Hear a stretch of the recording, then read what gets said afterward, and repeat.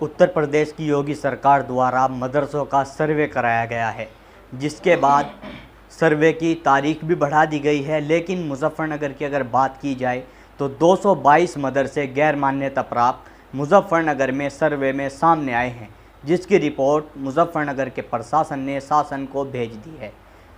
हमारे साथ मुजफ्फरनगर के महमूदिया मदरसे के एक टीचर मौजूद हैं। इनसे बात करने की कोशिश करते हैं कि जो गैर मान्यता प्राप्त मदरसे यहाँ पर पाए गए हैं, इस पूरे मामले को किस नज़र से देखते हैं, किस तरह से इस सर्वे को देखते हैं।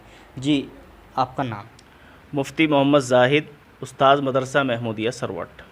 मुफ्ती साहब, ये जो सर्वे हुआ है 222 मदरसे गैर मान्यता प्राप्त सामने आए हैं, क्या कहना चाहोगे आप जो इस तरह के मदरसे बिना मान्यता प्राप्त के चला रहे थे, इनके बारे में? और क्या? देखिए, पहली बात तो ये है, मैं ये वजाहत कर दूं आपके सामने कि मेरी मालूमात के मुताबिक, चूँकि हम लोग राब्ते का काम करते हैं और ज़िला मुजफ्फ़रनगर के राब्ता मदारिस इस्लामिया दारुल उलूम देवबंद के ज़िम्मेदार और सदर हमारे मोहतमिम हज़रत मौलाना अब्दुल क़य्यूम साहब हैं। उनकी निगरानी और सरपरस्ती में अहकर इस काम को अंजाम देता है। तो हमारी लिस्ट में 137 मदरसे ऐसे हैं जो दारुल उलूम देवबंद से मरबूत हैं, और ज़्यादा से ज़्यादा 22-23 मदरसे ऐसे हो सकते हैं कि जो दारुल उलूम देवबंद से मरबूत नहीं हैं, वो रब्त की कोशिश कर रहे हैं। तो मेरी मालूमात के मुताबिक तो 222 मदरसे हैं ही नहीं, बल्कि ज़्यादा से ज़्यादा 160 मदारिस हैं। बाज़ स्कूल हैं कि जिन्होंने मदरसा बोर्ड से मान्यता ले रखी है और वो असलन स्कूल चलाते हैं और मदरसे के नाम से इन्होंने मान्यता ले रखी है। तो हो सकता है उनको मिला करके 222 हो जाएं। रही बात इस ये कि वो रजिस्टर्ड नहीं हैं या वो मान्यता प्राप्त नहीं हैं, तो इस ताल्लुक़ से मैं ये वजाहत करना चाहता हूँ कि रजिस्टर्ड होने से या मान्यता प्राप्त होने से मुराद क्या है। एक तो ये है कि अगर कोई भी आदमी मदरसा चलाता है तो वो ज़िला मुजफ्फ़रनगर के लोग अगर सोसाइटी बनाते हैं तो सहारनपुर जाते हैं, सोसाइटी बन जाती है, उसके मातहत मदरसा चलाते हैं। और ट्रस्ट बनाना चाहते हैं तो उसी एतबार से तहसील में जा कर के ट्रस्ट को रजिस्टर्ड कराते हैं, उसके मातहत मदरसा चलाते हैं। तो वो ज़ाहिर बात है रजिस्टर्ड कहलाएंगे, मान्यता प्राप्त कहलाएंगे।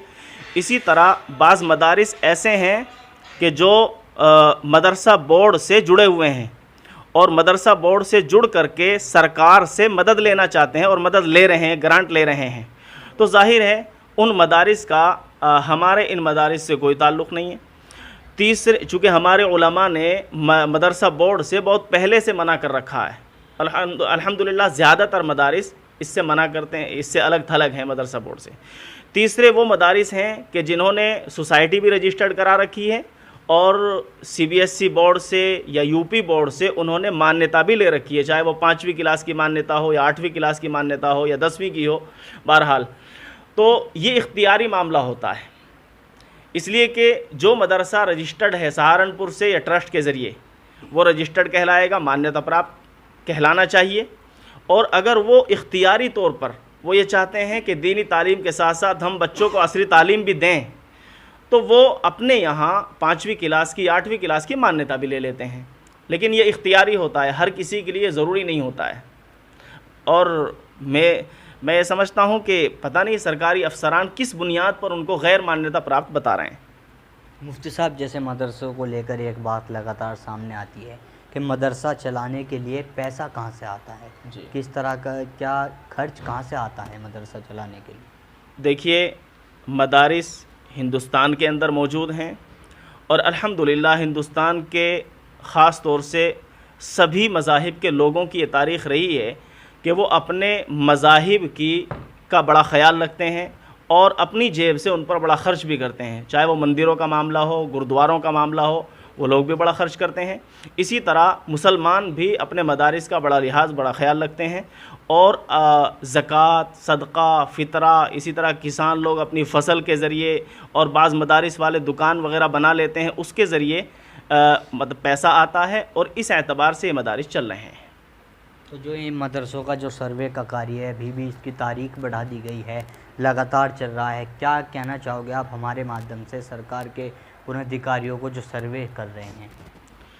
देखिए, इस ताल्लुक़ से हमारे जो अकाबिर हैं, राब्ता मदारिस के ज़िम्मेदार हज़रत मौलाना मुफ्ती अबुल क़ासिम साहब नौमानी जो दारुल उलूम देवबंद के मोहतमिम हैं, इसी तरह उस्ताज़ मोहतरम जानशीन शेखुल इस्लाम हज़रत मौलाना सैयद अरशद मदनी साहब दामत बरकातुहुमुल आलिया, और इसी तरह हज़रत मौलाना सैयद महमूद असद मदनी साहब दामत बरकातुहुमुल आलिया, और भी दीगर जो हमारे अकाबिरीन हैं, चाहे वो मज़ाहिरुल उलूम से मुताल्लिक़ हों या मदरसा शाही मुरादाबाद से मुताल्लिक़ हों, तो इन हज़रात ने जो फ़रमाया है उस ताल्लुक़ से हमारा भी बिल्कुल टू बटू वही कहना है। हम उन्हीं के शागिर्द हैं, उन्हीं के मातहत रहते हैं, उनसे एक कदम भी अलग नहीं चल सकते हैं, एक लफ्ज़ भी उनसे अलग नहीं बोल सकते हैं। जो उन्होंने फरमाया वही हमारा कहना है। तो हमारे साथ महमूदिया मदरसे के एक टीचर मौजूद थे जिनका साफ कहना है कि मदरसा चलाने के लिए चंदे की यदि बात की जाए तो वो लोग जो किसान लोग फसल बेचते हैं उसका कुछ हिस्सा वो फसल में जो कमाई उनको होती है वो मदरसे में देते हैं, और इसी तरह से अलग अलग जो लोग काम करते हैं उन सब की मदद से मदरसे चलते हैं। सरकार का सर्वे लगातार मदरसों का भी जारी है। अब देखने वाली बात ये होगी कि मुजफ्फरनगर में जो 222 गैर मान्यता प्राप्त मदरसे पाए गए हैं, इन मदरसों को लेकर आगे क्या कुछ सरकार की तरफ से या मुजफ्फरनगर के अधिकारियों की तरफ से क्या कुछ इसमें निर्णय ले जाने हैं। मैं अपने सहयोगी एस चौधरी के साथ Tanveer Malik, India Plus News, Muzaffarnagar. India Plus News, सिर्फ वही जो सही।